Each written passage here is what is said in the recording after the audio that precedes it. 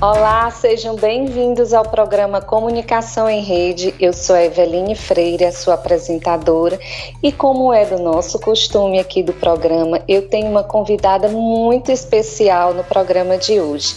É a Anete de Castro, ela que é líder de um grupo de mulheres do Brasil. Esse grupo atua em todo o Brasil e ela também vai contar um pouco da sua história, de toda a sua vivência e vai nos engrandecer com a sua história.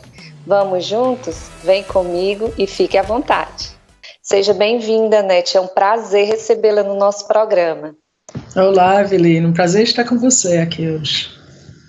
Muito obrigada, assim, de início eu já quero agradecer sua gentileza de ter encontrado um tempinho na sua agenda, né, para que a gente possa ter aqui uma conversa esclarecedora, trazer ao nosso público essa perspectiva de estarmos juntos, de fazermos um trabalho coletivo, mas antes de chegar até esse momento, Anete, eu queria fazer uma primeira pergunta que eu acho que é bem significativa, que você mesma, Anete, diga quem é a Anete de Castro.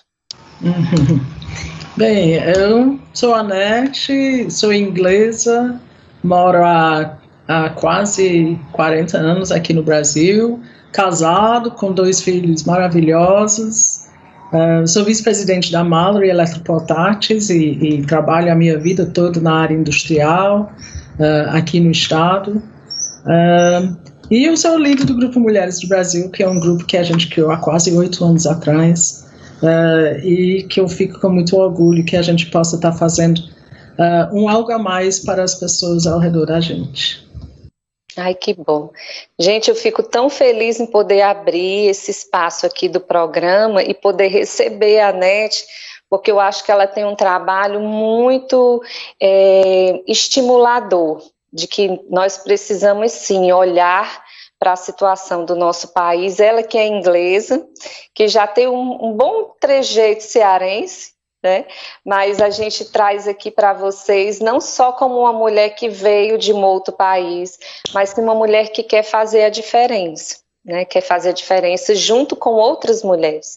E eu acho que isso é de muito valor para o momento que nós estamos passando hoje. E eu queria fazer uma pequena retrospectiva da sua vida, Anete.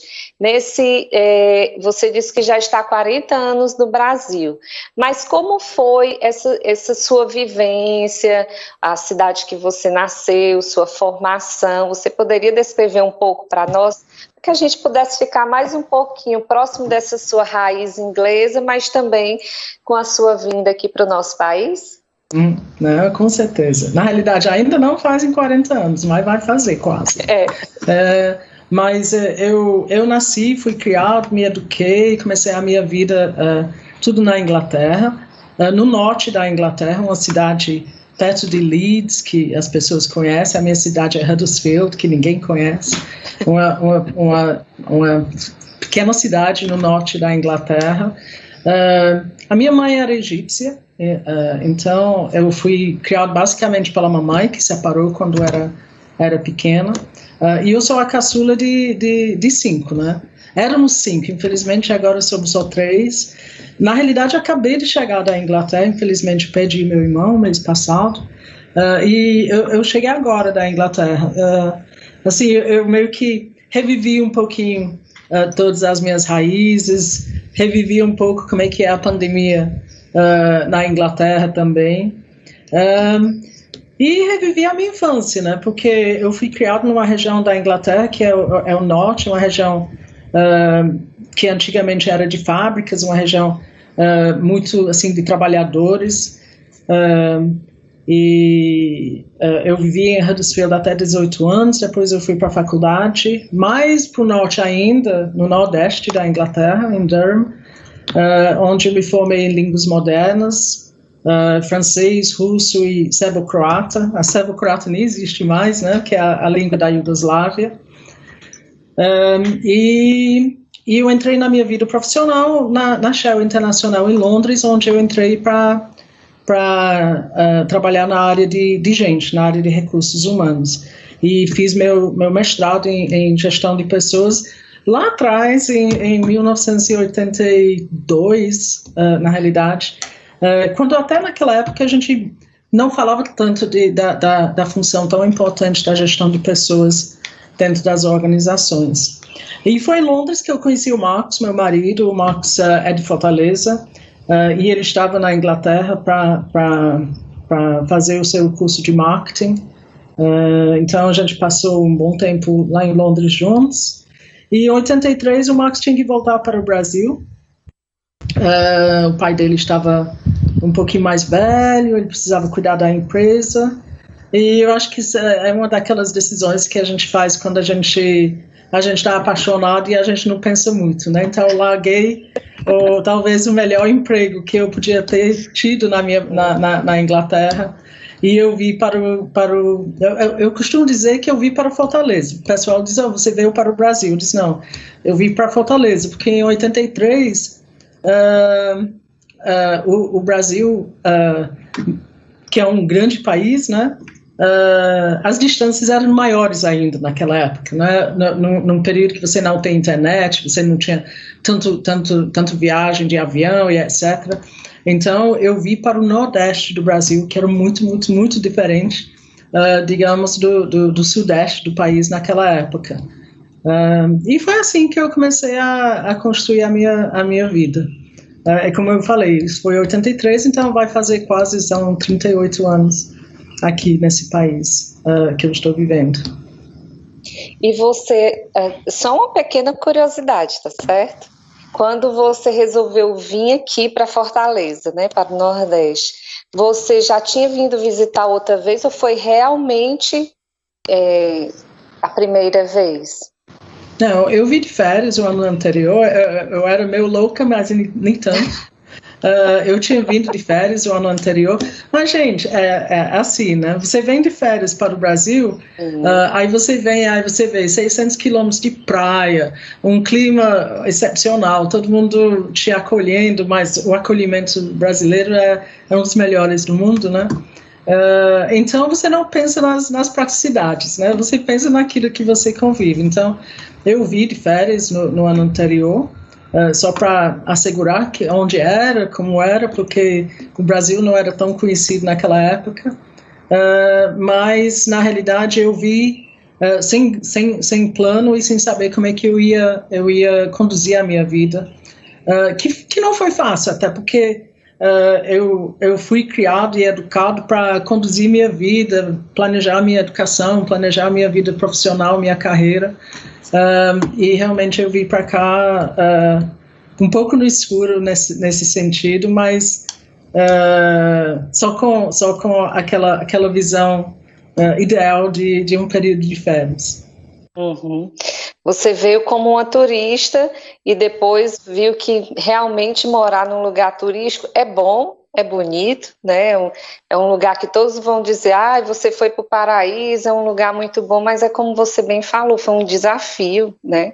E eu acredito que você, por ter outra cultura, ter outras raízes, vir para uma região como a nossa. Às vezes a gente pensa só no clima, porque é muito diferente, mas não é só o clima em si, mas sim toda a parte cultural que nós temos, a alimentação, vestuários, relações, tudo isso também deve ter sido muito desafiador para vocês, né? Foi tudo. Eu disse que eu vi. Mas eu não disse que eu passei os 2 anos chorando porque eu não estava entendendo o que eu tinha feito, né? Mas eu vi, e óbvio, tem toda a vida rotineira que era diferente. Eu acho que não foi isso a dificuldade, mas eu fui criado e educado para fazer minha vida, para fazer minha carreira. O Nordeste, naquela época, a mulher não fazia carreira. Pode parecer estranho hoje, né? Mas há 40 anos atrás, a mulher aqui em Fortaleza, ela não trabalhava.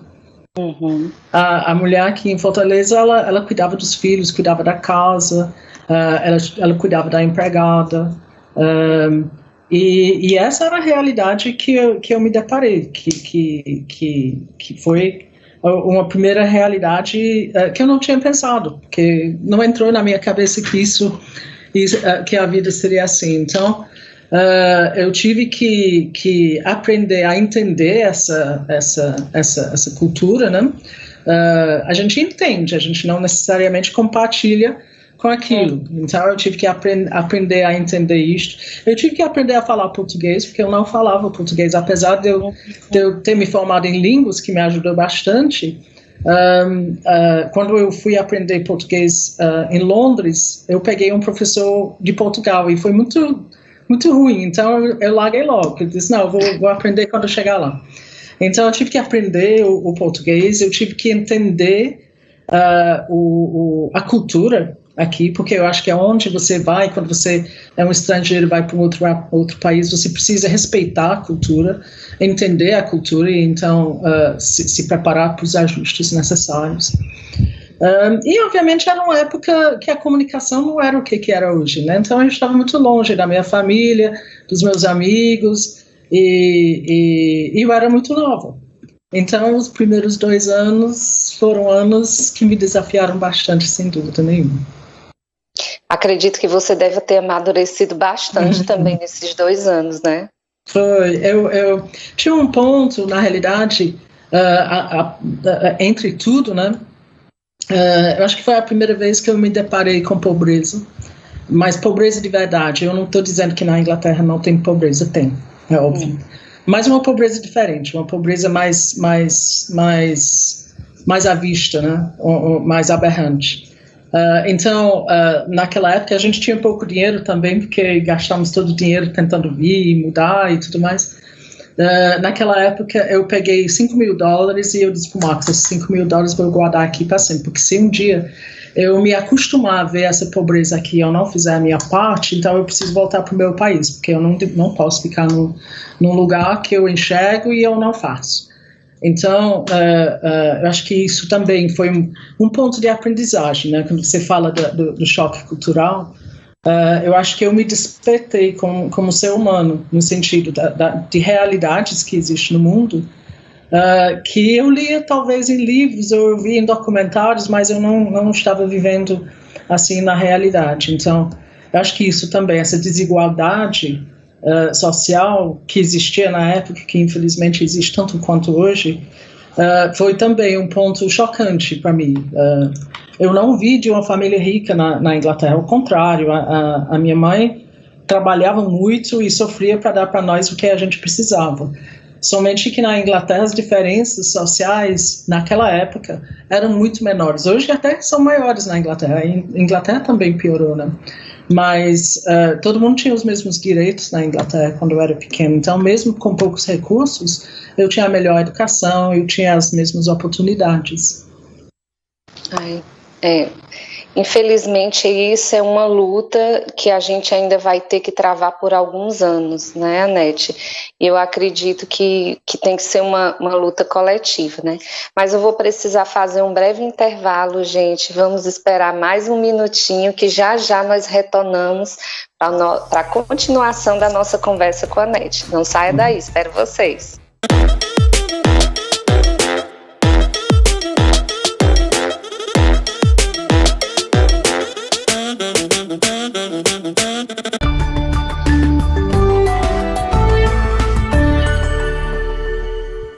Sertão TV, a nossa TV, sempre perto de você.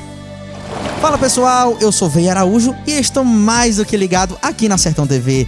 Esse canal maravilhoso, sempre dando várias oportunidades para os artistas da terra, inclusive a mim, que também faço parte dessa história, aqui na Sertão TV. Sertão TV, feita para você.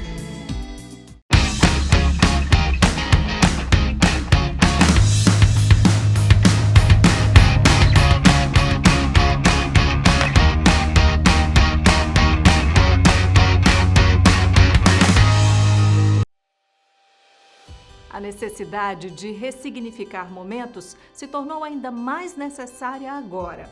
Dar novo significado à vida é fazer boas escolhas, principalmente com relação à sua saúde. Saiba mais sobre as vantagens do Plano Equilibre da Unimed Ceará no nosso site unimedceara.com.br ou através do 0800 275 7777. Nossa arte, cultura e nossa gente, vistos e apresentados por quem vive o dia a dia e é apaixonado por esse mundo que é o sertão. Bem-vindos ao Sertão para Ser do Ceará. www.sertãoparaserdocceará.com.br. Conheça e encante-se. A Cocalc sabe que a pandemia ainda continua e é por isso que continua reforçando seus protocolos sanitários. Neste período difícil de crise, a Cocalc se preocupou na manutenção de empregos, ofereceu oportunidades e manteve seu propósito de aquecer a economia da região. É assim, com compromisso e pensando em iniciativas coletivas, que vamos vencer a pandemia. Essa é a Cocalc, uma empresa da gente.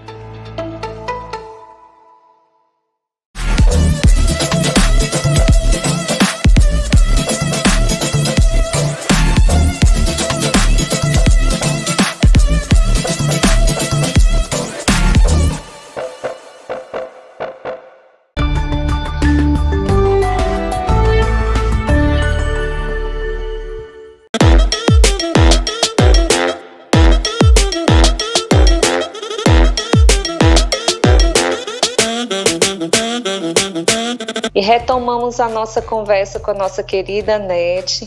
Anete, eu tenho uma curiosidade, então, depois desse seu percurso tão bonito, né, que eu gostaria de lhe parabenizar por sua coragem, trazer assim à memória um pouco do passado, às vezes também é você sentir emoções que estavam um pouquinho guardadas, né? Eu agradeço você compartilhar para nós essa sua experiência tão valorosa. Mas ao chegar aqui em Fortaleza, depois desse período de adaptação, como foi que você se reorganizou nessa perspectiva de encontrar uma nova cultura, uma nova língua, outro povo, outra realidade, e que você teve que, eu acredito, que renascer, né, de uma certa forma. Você também percebe assim? Com certeza. Quando eu decidi vir para o Brasil, às vezes o pessoal pergunta, né, como é que você decidiu? Eu acho que, na realidade, eu não me lembro de ter decidido. Eu acho que quando você quer fazer uma coisa, às vezes você não faz todas as perguntas necessárias, né? Mas eu sabia que eu tinha que ter a minha independência, não porque eu tinha que ter independência, mas porque a minha cultura, desde pequena, era de ter independência. Então, óbvio, eu tinha que pensar em como trabalhar. Já que meu português era muito ruim, eu parti para dar aula de inglês, então eu dei aula de inglês em vários cursos de inglês aqui na cidade. Dei aula de russo na Casa de Cultura Russa da UFC também, e foi até interessante, né, porque eu bati na porta de uma das escolas de inglês e a diretora disse que eu não falava o inglês deles, porque era dos Estados Unidos, que também eu achei estranho, né, mas eu disse tudo bem, a vida é assim, né. Então eu comecei a dar aulas de inglês, tentar sair de casa e começar a encontrar o meu caminho, mas não foi fácil. E naquela época o meu cunhado, ele trabalhava no Grupo Edson Queiroz, ele tinha voltado da Europa para iniciar um trabalho no grupo, que era iniciar as exportações do grupo. O Brasil, lembre-se, o Brasil não exportava naquela época, gente. O Brasil era um país fechado, o Brasil não importava, não exportava, o país era fechado. Então, o Estevão tinha entrado no Grupo Edson Queiroz para iniciar as exportações, e também logo no início eu vivia na casa da minha sogra, porque a gente estava procurando um lugar para morar. Eu acho que as minhas ansiedades deixaram ele também ansioso, e ele, depois de algum tempo, disse, por que você não vem para a fábrica para me ajudar? E eu dizia, ir para a fábrica para fazer o quê? Eu não falo nem português. Aí você está fazendo exportação, sou formado em gente. Então, eu disse, não sei, mas ele estava muito mais preocupado comigo como pessoa, que estava aumentando a minha ansiedade do que qualquer outra coisa. Então, eu fui para a Smalltech e comecei a ajudar, e só saí de lá mais de 30 anos depois, na realidade, porque era uma área nova, uma coisa que precisava de, pelo menos naquela época, de alguém que se comunicava com o mercado internacional. Para mim foi bem interessante, e na realidade passou a ser para mim um ponto que me mantinha, que me permitia manter o contato com o exterior. Eu fico repetindo, mas naquela época não existia a interatividade que a gente tem hoje. Então, eu não tinha contato com o exterior. Nem ligação para minha família eu fazia porque era caro demais. Então, eu entrei no Grupo Edson Queiroz naquela época, na Esmaltec, para ajudar a começar as exportações. Com 2 anos, assumi a gerência de exportação da Esmaltec. No início dos anos 90, quando o país abriu, na época Collor, a minha área cresceu, então absorvi toda a área de comércio exterior, então toda a importação de todas as empresas do grupo. Então eu construí um ecossistema que me permitia conviver com o Brasil e com o mundo, e eu acho que isso para mim foi muito valioso. Eu, com pouco tempo aqui no país, eu encontrei um caminho que me permitia viver o mundo afora, que era o meu mundo também. Então eu acho que isso foi o grande ponto. E obviamente, construindo uma profissão e uma carreira numa área que era muito nova no país. Então, foi muita aprendizagem para todo mundo e foi um grande desafio, que eu acho que eu fui criado para ter desafios na vida, né? Então, foi assim que eu fiz. E que propósito bonito, né? Porque se você acredita que você está aqui para resolver, então é um propósito muito interessante, que dentro desses desafios eu acredito que eles só vão chegando porque você vai conseguindo resolver, aí tem outro nível de desafio, e você vai enfrentando com as dificuldades, com as resistências, com os sofrimentos que são inerentes de cada momento, mas que você conseguiu vencer cada um deles. É isso mesmo. É isso mesmo, a vida é assim, né? É feito dessas etapas. Exato. E quando você percebeu que você já estava bem engajada realmente, tanto na língua, quanto na empresa, quanto com a sua vida profissional, você conseguiu fazer esse link com a sua formação? Porque você disse que é formado em pessoas, eu achei isso lindo, né? Ser formado em pessoas não é para qualquer um, né? Bom, a gestão de pessoas hoje é uma das grandes técnicas, uma das grandes carreiras, é muito em destaque hoje no mundo, né? Naquela época era muito menos, não era... a empresa não se centrava nas pessoas, a empresa tinha como centro a criação de lucro, né? Mas desde que eu entendo de fazer parte de uma empresa, que eu entendo que o concêntrico é a pessoa, né? E você dá técnicas à pessoa, mas é a pessoa que precisa fazer a mudança dentro da empresa. Então, sempre construir tudo que eu estou fazendo com as pessoas, né? E fazendo com que as pessoas possam desenvolver para poder alcançar os objetivos que a gente tinha. E fico muito feliz que hoje em dia a gente tenha uma tendência de gestão no mundo que enxerga essa necessidade, que a pessoa é que faz a diferença, e você tem todos os movimentos, o capitalismo consciente, até o próprio ESG que está chegando agora, com mais força, né? Que entende que a sustentabilidade e a governança são tão importantes quanto a geração de lucro. Eu acho que hoje o mundo já está avançando para um mundo que entende que a pessoa realmente ela precisa ter o foco necessário para que ela possa desenvolver de forma que a gente precisa, né? Isso, eu acho que sempre fez parte da minha forma de pensar. Muitas vezes eu agi sem talvez entender o que vinha. Eu acho que eu achei muito interessante quando eu conheci o Raj Sisodia, que é um dos criadores do capitalismo consciente, eu disse, poxa, há 20 anos que eu penso assim, mas eu não sabia que eu estava pensando no capitalismo consciente. Mas há 20 anos que eu faço isso, há 20 anos que eu ajo, né? Porque eu acho que essa diferença que a gente faz, que seja na empresa, no nosso ambiente, na nossa comunidade, tudo que a gente lê, que a gente vê de técnica, que a gente precisa aplicar, é óbvio que a gente vai adquirindo esse conhecimento, a gente vai trabalhando isso, mas eu entendo que isso precisa vir de dentro para fora e não somente de fora para dentro. Você não cria um propósito porque faz parte do livro texto que você tem que criar um propósito. Você tem que viver aquele propósito, né? Então, eu penso muito que eu vivo o meu propósito e agora estou conseguindo talvez trabalhar esse propósito de uma forma diferenciada na medida que as nossas empresas e o nosso entorno vai desenvolvendo.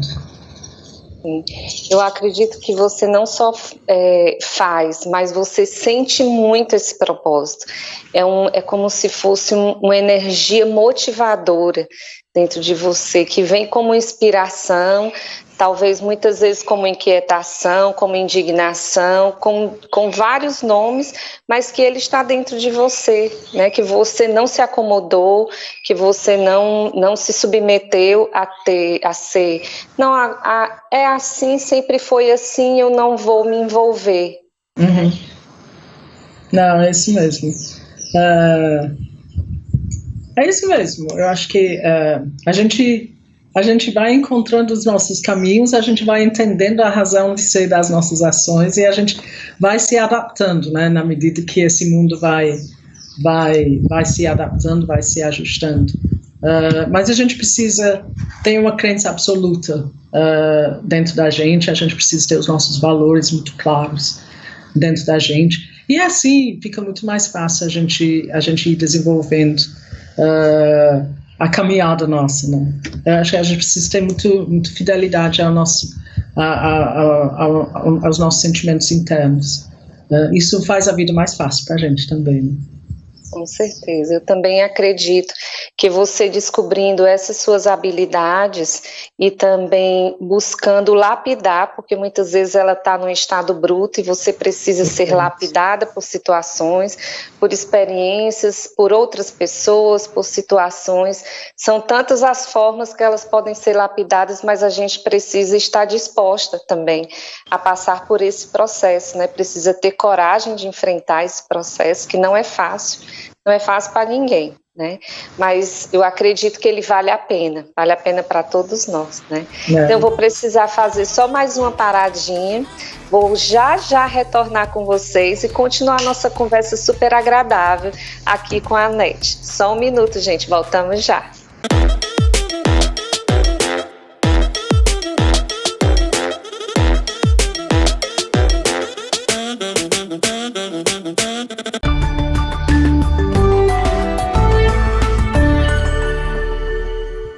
Sertão TV, a nossa TV, sempre perto de você. Olá pessoal, eu sou a Gabi Queiroz e estou aqui ligada na Sertão TV. Acompanhe também a emissora nas suas redes sociais e, claro, contrate agora mesmo o canal 180 da Brisanet HD TV. Sertão TV, feita para você. Nunca fomos tão conectados e com velocidades tão rápidas. Só a Brisanet conecta você com internet 100% fibra ótica de 400 MB mais fixo por apenas R$ 99,90. Instalação inclusa. Brisanet, conectada com você. Nas lojas Eletromóveis você encontra tudo para seu lar. É o local certo para renovar cozinha, quarto, sala e toda a sua casa. Além de produtos eletrônicos e muito mais. Tudo com preço lá embaixo para limpar o estoque. E com a melhor pronta entrega e assistência de toda a região. A equipe Eletromóveis estará sempre pronta para receber você. Parcele suas compras no carnê ou no cartão. Conheça nossas ofertas e seja mais um cliente feliz. Lojas Eletromóveis em Quixeramobim, Senador Pompeu. O barato é só aqui. Repórter Ceará. o seu jornalismo de todos os dias. A informação em tempo real para todo o estado. Política, esporte, entretenimento, vídeos e muito mais. Acesse repórterceará.com.br. No Supermercado JV, toda segunda, terça e quarta, é dia de economizar com o Festival de Frutas e Verduras. Você enche o carrinho, mais ofertas, mais economia. Frutas e verduras selecionadas e fresquinhas. Supermercado JV, uma economia para você.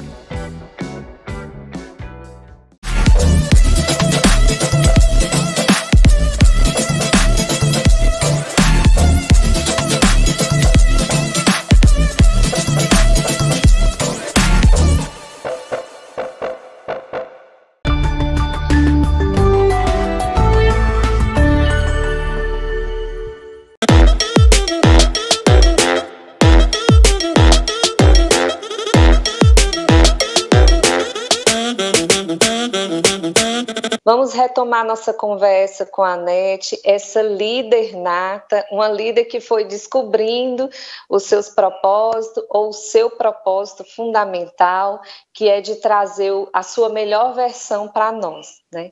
Então vamos retomar, Anete, nossa conversa, e agora eu gostaria de falar um pouquinho com você a respeito de quando começou esse seu processo de voluntariado, quando você resolveu realmente tomar conta desse espaço, se apropriar ou não, ou como é que foi esse processo? Começou quando eu cheguei aqui no Brasil, porque como eu falei, eu não entendia bem o que significava pobre. Eu lia nos livros de história, geografia, etc. Mas o meu mundo era um mundo muito mais restrito e eu não entendia bem isso. Eu passei a entender aqui desigualdade, pobreza, fome. Então, desde que eu me lembro de gente aqui, eu estou fazendo alguma coisa. Sempre dentro da empresa onde eu trabalhava, com as minhas áreas, os meus departamentos, eu sempre unia o pessoal e a gente saía para fazer alguma coisa no nosso entorno e ao redor da gente. A gente ajudava projetos, a gente ajudava pessoas, a gente ajudava lugares, bairros, eu levantava recursos para fazer reformas de escolas, etc. Fazia um pouquinho de tudo. Durante muitos anos, abri a minha casa para fazer as festas do pessoal que mora no meu bairro, que é um bairro que tem muito mais gente necessitada, né? Todo ano abria a minha casa 1-2 vezes por ano para acolher as crianças. Então eu sempre agi naquilo que a gente chama de terceiro setor, né? Mas de uma forma informal. Há mais de 25 anos eu sou conselheira da IDISCA, a escola de dança da Dora. A Dora é uma das minhas grandes amigas. E durante 5 anos a minha própria filha dançou na IDISCA, que foi uma experiência muito valiosa, tanto para mim como para a Sasha. A Sasha cresceu comigo, ajudando lá na IDISCA, então quando chegou aquela idade dela querer dançar, a Dora disse: Anete, tem algum problema a Sasha ficar aqui como exceção? Eu disse: ao contrário, para mim seria uma honra. Ela só tem uma condição, ela tem que ser tratada igual a qualquer outra criança. Eu disse: perfeito, não tem problema nenhum. Eu acho que aqueles 5 anos foram talvez os anos de maior educação da minha filha, para entender a vida. E durante esses 5 anos, as crianças do Bom Jardim, Monte Castelo, passavam o fim de semana todo aqui em casa com a gente, convivendo com a gente, e era o entorno da minha filha. Então, eu sempre convivi com a desigualdade aqui nesse país. Eu sempre agi, fiz a minha parte de uma forma ou outra.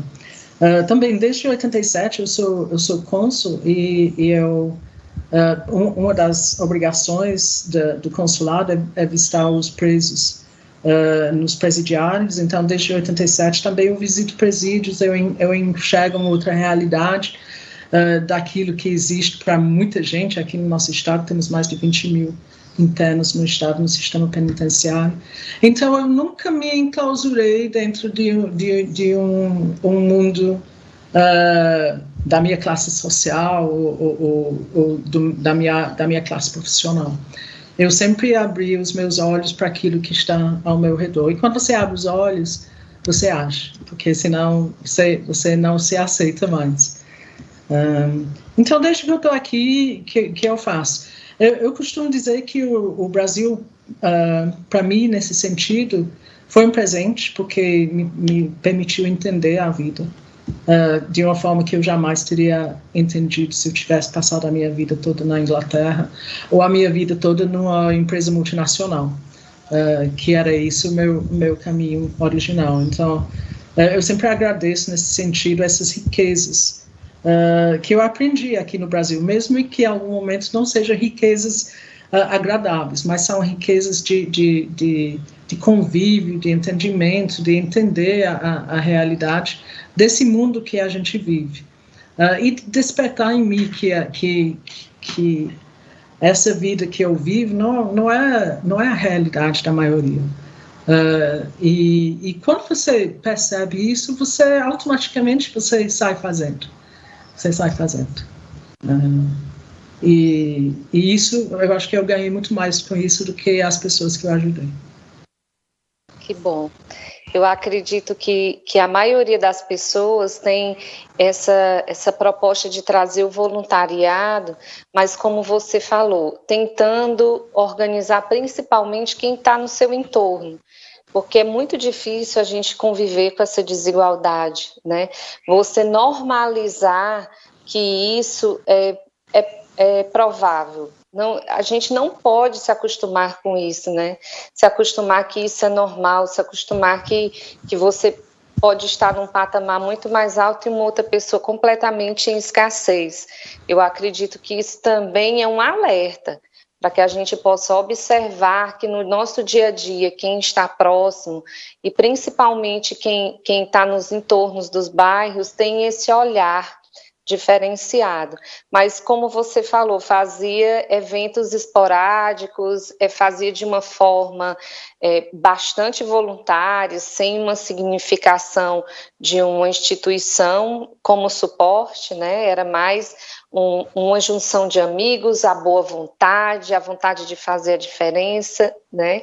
E eu achei muito significativo também você já de início envolver sua filha, né? Você disse que tinha dois filhos, todos dois são brasileiros? Os dois nasceram aqui, tem dupla nacionalidade, mas os dois nasceram aqui. Que bom, que bom. Então, eu fico feliz em conhecer uma experiência tão bonita como essa, né? Já lhe parabenizo também sua postura como mãe, de não separar, e sim trazer para perto, né? Envolver, dizer a importância, porque isso também é muito significativo na criação dos filhos. Não excluir, e sim incluir, né? Estar dentro. Mas quando foi esse limiar que você sentiu de sair desse voluntariado esporádico ou bastante só de amigos, né, junção de amigos, para sim uma organização ou então um grupo, né, que é como o Grupo Mulheres do Brasil?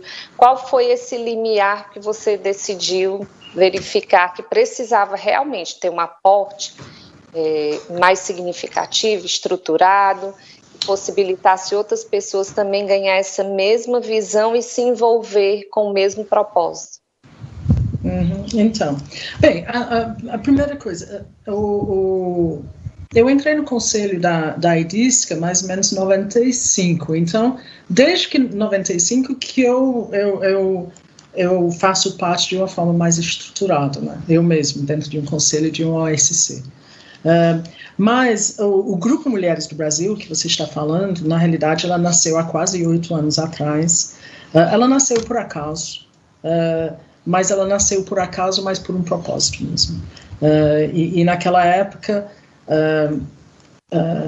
a Luísa Helena Trajano, que é a presidente do Grupo Mulheres do Brasil, Naquela época a gente estava negociando muito com Brasília, e Brasília pediu para a Luísa juntar algumas mulheres de negócio que estava fazendo, que poderiam mostrar para o governo naquela época como é que mulher fazia negócio e como é que o governo poderia agir de outra forma. Então a gente foi convidado para Brasília, e aconteceram duas coisas naquela época. A primeira foi que o governo disse para a gente, éramos 40 mulheres, que se em algum momento a gente queria fazer alguma coisa diferente, fora o nosso negócio, para o país, que os ministérios estariam abertos.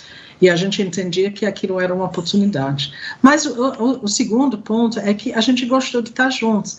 Eu era executiva naquela época, tinha menos mulheres em comando, e era muito bom estar com outras mulheres, com outras visões, e etc. E a gente gostou de estar juntos. Então, a gente decidiu dar continuidade ao nosso convívio. E começamos a pensar o que a gente poderia fazer para agregar ou fazer a diferença. E a primeira coisa que a gente fez durante quase o primeiro ano, quando a gente era muito menos mulheres mesmo, era despertar para todos nós algumas realidades desse país. Ficou óbvio que muitos não entendiam todas as necessidades, que a gente precisava entender melhor algumas realidades. Então, durante aquele primeiro ano, a gente viajou muito juntos, a gente foi visitar projetos, a gente foi para regiões, para enxergar esse país, o que era realmente esse país. E até hoje, o Grupo Mulheres do Brasil, ela sempre se propõe a conhecer, a entender. A gente não busca inventar a roda de jeito nenhum. A gente busca ver o que é a realidade, e a gente busca ver quem que está fazendo, para ver se a gente pode estar juntos para ajudar. E foi assim que nasceu. Pouco a pouco o grupo começou a crescer.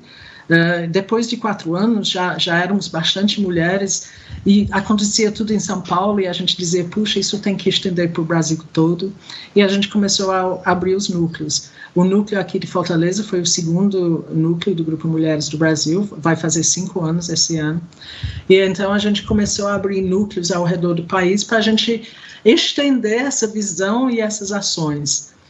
E hoje a gente deve estar com mais ou menos 93 mil mulheres, porque cresce todo dia. A gente entrou a pandemia com 40 mil mulheres, a gente está saindo de uma pandemia com mais do que o dobro, em todos os estados do país, em mais de 110 núcleos e em mais de 20 países no exterior. Então, a gente foi agregando mulheres que pensavam igual, que tinham um propósito para ser protagonista, que queriam apoiar o seu entorno, que queriam fazer a diferença e que queriam agir. Então, é óbvio, de fazer sozinho e você fazer numa rede dessa, de pessoas que pensam igual, que têm essa vontade de fazer acontecer, apesar de ser difícil, tudo fica mais fácil, porque você tá contornado de pessoas com os mesmos propósitos, com os mesmos pensamentos e com os mesmos desejos de fazer uma transformação nesse país, e de entender que é impossível a gente continuar convivendo nesse país com a desigualdade que a gente enxerga ao nosso redor. A gente não pode estar em paz, a gente não pode estar tranquilo, que a gente precisa se doar, a gente precisa fazer acontecer, e a gente precisa entender que não são só os governantes que fazem, a gente precisa de política pública, a gente precisa ser políticas no bom sentido, não partidários. Partidário é quem desejar, mas a gente precisa ser político e entender que a gente pode exigir, a gente pode demandar, a gente pode apoiar as ações para ajudar essa transformação que a gente tanto precisa. E sobretudo agora, espero que a gente esteja saindo da pandemia, sobretudo agora que a gente viu como o nosso desemprego cresceu, como o nosso IDH piorou, como a fome piorou, e como a gente desestruturou o nosso entorno, que já não estava dos melhores. Então, fazer juntamente com um grupo como o Grupo Mulheres do Brasil é muito mais fácil, Olha que bom. Gente, que temática boa, a gente poder se aproximar desse grupo, que é um grupo significativo, um grupo que não quer parar, que ele tem novas ideias e tem aderência em vários setores, ele não está fixado só num setor. Então, eu vou precisar dar só mais uma paradinha, mas no próximo bloco nós vamos fazer essa paradinha, e no próximo bloco nós vamos voltar falando especificamente dessa atuação aqui no Ceará, tá certo, Nete? Então, vocês aguardem um pouquinho que nós já retornamos para que você possa se sentir à vontade de também ingressar no Grupo Mulheres do Brasil. Te aguardo até daqui a pouco.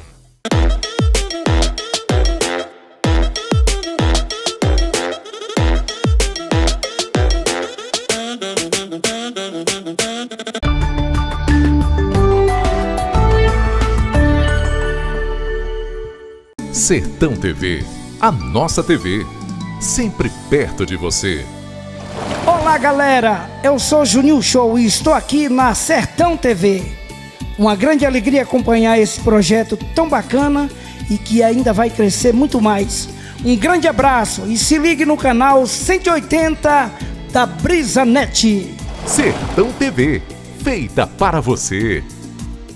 Gratidão. É esse o nosso sentimento por ser a líder em satisfação da Anatel no Brasil. E esse prêmio não é só nosso, é seu também. Uma conquista que a gente tem a honra de dividir com cada um de vocês que acreditam no nosso trabalho. É uma satisfação fazer parte da sua vida 24 horas por dia, 7 dias por semana, conectando você com o que há de mais importante na sua vida. Por isso, comemore com a gente. Você também faz parte dessa conquista. BrisaNet, conectada com você. Primeiro lugar em satisfação da Anatel no Brasil. Rádio Campo Maior. Campo Maior. Informação, música e participação popular. Reunidos com o padrão 840. A sua AM preferida. Não dá pra mudar.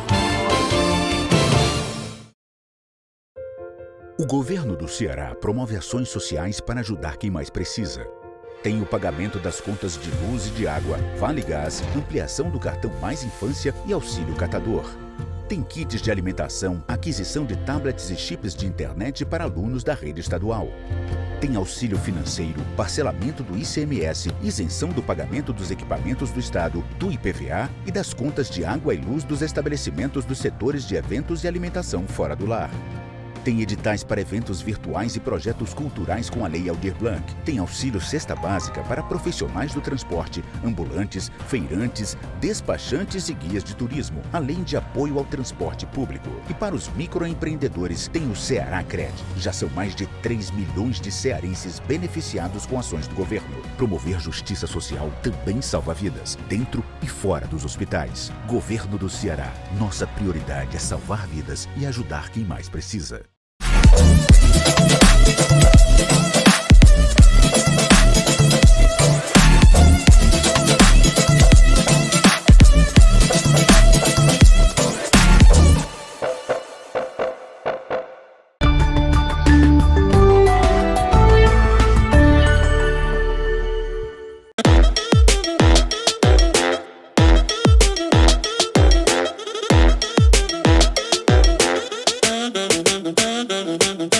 Então, vamos retornar a esse bloco e continuar nossa conversa com a Nete, mas agora eu quero trazer com mais profundidade como o Grupo Mulheres do Brasil tem atuado aqui no Ceará, em Fortaleza, e como é que esse núcleo ele é composto, em que nós podemos nos envolver.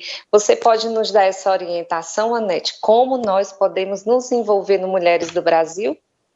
Perfeito. Então, primeiro, o Grupo Mulheres do Brasil é nacional, mas existe em todos os estados do país. Aqui em Fortaleza, a gente tem um núcleo em Fortaleza, mas a gente aprendeu uma coisa muito interessante na pandemia, que não tem fronteira. Então, a primeira coisa que a gente pede é para a pessoa entrar oficialmente no Grupo Mulheres do Brasil, via nosso site, que é www.grupomulheresdobrasil.org.br, e ali no site vai te ensinar a fazer parte. É simplesmente clicar, ler os nossos não negociáveis e você pode fazer parte. E quando você faz parte do Grupo Mulheres do Brasil, mesmo no nosso site, você vai ver esse mundo de ações.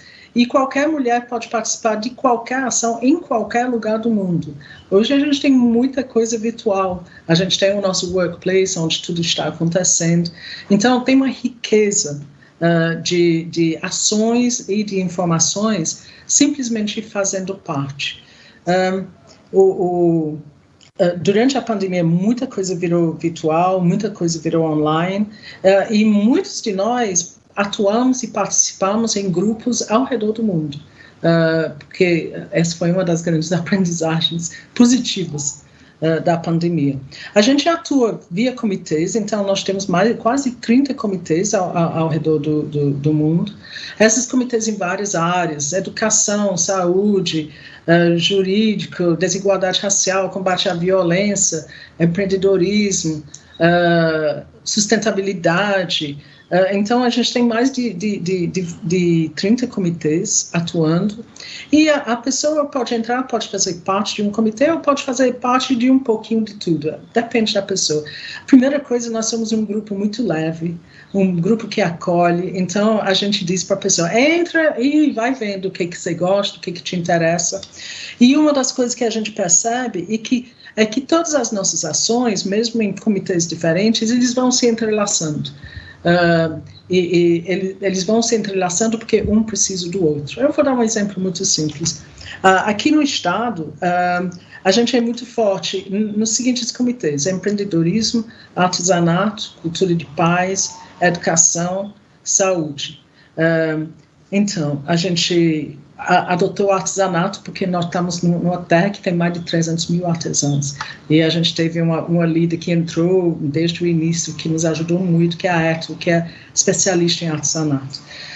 E a gente levou o nosso artesanato para dentro do presídio, porque a gente tinha um grupo de cultura de paz que estava atuando dentro do presídio com comunicação não violenta e ciclos de paz. E lá dentro percebeu-se que o pessoal estava sem fazer nada, então a gente levou o artesanato para dentro do presídio. Então a gente foi entrelaçando os comitês. E a gente ensinou os internos a fazer bordado, a fazer tenerife, a fazer várias rendas, enquanto eles estavam lá dentro. Hoje, esse pessoal, a gente já tem vários que saíram, foram liberados, são egressos do sistema penitenciário, fizeram curso com a gente lá dentro, e hoje a gente está comprando a produção deles para o nosso e-commerce Terra Artesã no artesanato. Então, a gente começa a fechar o ciclo. É por isso que a gente diz: a gente é um grupo muito versátil, você pode entrar, fazer parte de um ou outro, mas você sempre vai entrelaçando entre um grupo e outro grupo, porque as necessidades passam a ser muito parecidas em cada pilar que a gente está trabalhando. A gente tem esse trabalho muito lindo de artesanato. A gente tem um e-commerce que a gente montou durante a pandemia. A gente compra artesanato dos artesãos. Inclusive, a gente tem um seminário na primeira semana de agosto sobre artesanato aqui no estado, que é patrocinado pelo governo do estado, que vai levantar o assunto de artesanato. E a gente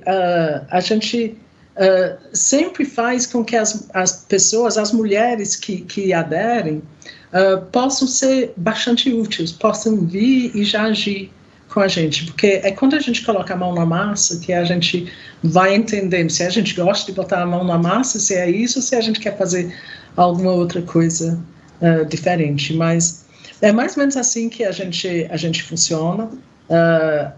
Aqui a gente tem oficialmente, acho que mais de 1.000 voluntárias registrados no núcleo aqui em Fortaleza. Eu acho que são menos atuantes, provavelmente ao redor de 100 atuantes em vários momentos, em algumas áreas, etc, etc. E eu posso dizer uma coisa: quando você faz parte do grupo e você participa, você passa a ter um grupo de pessoas muito energéticas e muito engajadas e muito acolhedoras, né, ao redor de você. Então, eu acho que durante a pandemia a gente percebeu quanto o grupo era importante, porque mesmo com todas as dificuldades que todo mundo passou, etc., quem estava dentro do grupo nunca estava sozinho, não. Interessante, porque o grupo, apesar de ser mulheres do Brasil, mas a gente precisa convocar essas mulheres a quererem estar juntas também. O nome em si já é muito convidativo, né? De você fazer parte, e mesmo que você não saiba, você pode se engajar e estar junto daquelas que já estão em atuação e possa descobrir também qual a sua melhor habilidade, como você pode estar desenvolvendo. E isso, só de estar junta, você também já descobre o seu papel, né? Caso você ainda não saiba realmente o que queira fazer ou qual a linha que você quer seguir, né? Mas o bom, eu acredito que o que foi mais estimulante que você falou é a gente poder estar juntos, porque nem sempre a gente sabe realmente o que fazer, mas você estando junta, você elaborando ali um pensamento, uma vontade, percebendo qual é a necessidade, a partir daí, eu acredito que sim, desenvolvam projetos novos de acordo com a necessidade e a realidade. Né? O importante, acredito que é estar juntos, mas nesse tempo agora, que nós ainda estamos em transição, como é esse estar juntos do Grupo Mulheres do Brasil, Nanete? Bem, estar juntos é híbrido, né? Hoje, a gente, na realidade, a gente inaugurou uma sede na véspera da pandemia. Então, no início de março do ano passado, a gente inaugurou a sede e nunca usamos. Então, mas a nossa sede já está funcionando há alguns meses já. Então, a gente tem uma sede que a gente divide com a Maura e a minha empresa. Então, a gente tem uma sede onde a gente tem a Terra Artesã, também funciona desse local, onde os nossos comitês, as nossas mulheres possam se encontrar, possam fazer suas reuniões, fazer seus planos para fazer as suas ações.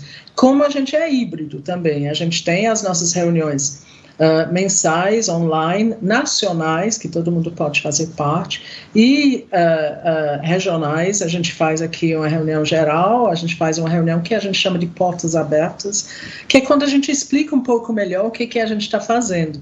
Até porque não é fácil também entender tudo que acontece no Grupo Mulheres do Brasil. É um grupo de voluntários bastante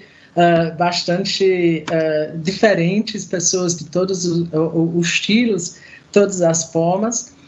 Então, a gente tem uma reunião portas abertas que a gente acolhe um pouquinho melhor e a gente explica as ações de cada comitê para a pessoa começar a entender o que gostaria de fazer ou não fazer. Acho que tem um ponto super importante a gente salientar quando a gente fala do trabalho voluntário, né? Para a gente fazer um trabalho voluntário, a gente precisa estar bem. E às vezes a pessoa acha que vai fazer o trabalho voluntário para se curar ou para estar melhor. Então, e não é. Muita gente que sai para o voluntário até para si mesmo. Então, uma das coisas que a gente faz no grupo é acolhimento. Então, primeiro a gente acolhe a pessoa. Vem nos conhecer, vem fazer parte, vem entender que somos nós. E pouco a pouco você vai partir para uma ação ou para outra ação. Porque a gente acha que a gente tem uma obrigação de acolher. As pessoas que despertam interesse em fazer um trabalho voluntário são boas pessoas, né?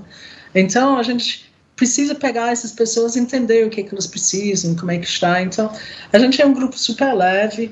A gente tinha os nossos momentos sempre juntos. Hoje, a gente ainda não consegue fazer esses momentos de leveza juntos, juntos, mas online a gente faz reuniões super leves, super alegres, super divertidas.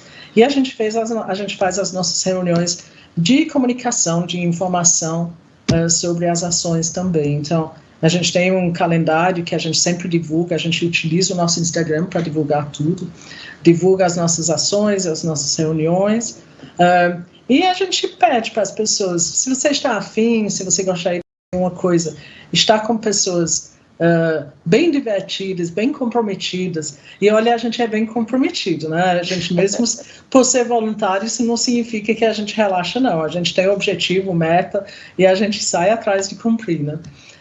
Mas a gente é muito unido nesse sentido. Primeiro a gente se une, e eu acho que isso é o mais importante. A pessoa tem que se sentir bem com a gente, tem que se sentir bem à vontade, e etc. E com isso vai desenvolvendo as ações juntamente com a gente. Ações em todas as áreas, todas as esferas, assim, na comunicação de pais, nos ciclos ciclos de paz, a comunicação não violenta, dentro dos presídios a gente tem as nossas ações, nos centros socioeducativos, empreendedorismo, a gente tem um trabalho belíssimo de gestão para as OSCs, que já está no 3º ano. A gente tem um fundo, a gente criou um fundo durante a pandemia, onde é um fundo para mulheres, MEIs de pequeno porte. Então, a gente tem o fundo Dona de Mia, onde a gente empresta para as pequenas, as microempreendedoras. Bom, tem tanta coisa que não dá nem para explicar tudo aqui, mas a gente tem muitas ações acontecendo. A gente lançou também na pandemia um programa super bonito, que é Escuta com Afeto. A gente viu toda a dificuldade das pessoas com ansiedade, com a perda, com todos os problemas de doença mental. Então, a gente lançou um programa Escuta com Afeto, onde a gente oferece escutas para as pessoas que estão precisando. Então, a gente tem mais de 30 voluntários oferecendo escutas para as pessoas que precisam. E bem, eu devo ter esquecido algumas ações, porque a gente criou Unidos pela Vacina, que também a gente não falou, onde a gente entendeu que a gente tinha que apoiar o país a acelerar a vacinação, não comprar a vacina, mas acelerar a vacinação. Então, a gente trabalha muito em conjunto com as prefeituras, oferecendo apoio para eles, insumos, para que eles possam vacinar essa população o mais rápido possível. A gente acredita muito, nós só vamos voltar a uma vida que a gente conhece com todo mundo vacinado. Então, a gente incentiva, tem campanhas para vacinação e a gente está apoiando as prefeituras na infraestrutura para eles fazerem essa vacinação. Nossa, quantos braços para atingir tantas necessidades, que as necessidades realmente são muitas, né? Então, a gente precisa realmente ter vários braços. E eu só tenho a agradecer, Anete, sua gentileza, muito obrigada por todo esse seu dinamismo, por toda a sua dedicação, a sua evolução. Eu acredito que, olhando essa cronologia de vida, nós nos sentimos estimulados, né, a também vencer os desafios, a não simplesmente normalizar a situação que nós estamos, mas sim olhar com um olhar diferenciado, encontrar um propósito e se juntar também a outras mulheres que tenham essa vontade de fazer a diferença, de trazer o seu melhor e também provocar o melhor nas outras pessoas, né? Então, o programa Comunicação em Rede agradece a sua gentileza, agradece a sua dedicação, a sua liderança, e nós realmente só temos uma coisa a agradecer, a lhe pedir, né? É que realmente invista o máximo possível para que a gente possa chegar a outras pessoas, como aqui o nosso programa Comunicação em Rede chega a outras cidades do interior do nosso estado e dos estados vizinhos. Eu acredito que agora a gente vai ter mais pessoas estimuladas a também estar engajadas no projeto. Então, só tenho a agradecer, pedir que Deus lhe abençoe e lhe guarde de todo o mal, que Ele possa satisfazer os desejos do seu coração, Anete. Muito obrigada. Obrigada, Eveline, pelo convite, por permitir a gente falar daquilo que a gente ama, né? E mais um convite, quem quiser participar do grupo, por favor, venha, nos procura, grupomulheresdobrasil.org.br, e também apoia a nossa Terra Artesã, que é nosso e-commerce de artesanato. Aqui é uma das nossas peças de Terra Artesã, onde todo o recurso da Terra Artesã é sempre investido em apoiar as ações para os nossos artesãos aqui no nosso estado. Olha que convite maravilhoso, a minha audiência já está convocada a ir no site, se inscrever, conhecer e se apropriar desse grupo tão engajado. Muito obrigada por sua audiência de hoje e eu vejo vocês no próximo programa. Muito obrigada e uma ótima semana. Obrigada, Nete. Obrigada.